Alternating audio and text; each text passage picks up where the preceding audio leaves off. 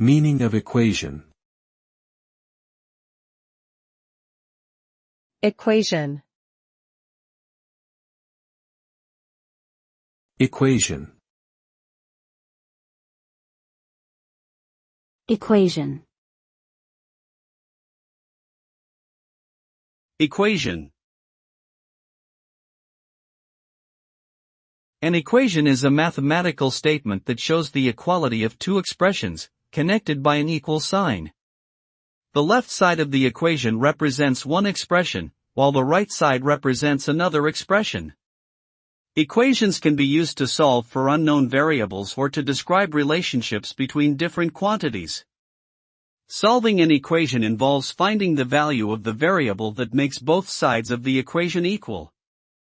Equations are an important tool in mathematics and are used in various fields like physics, engineering, economics, and finance, among others.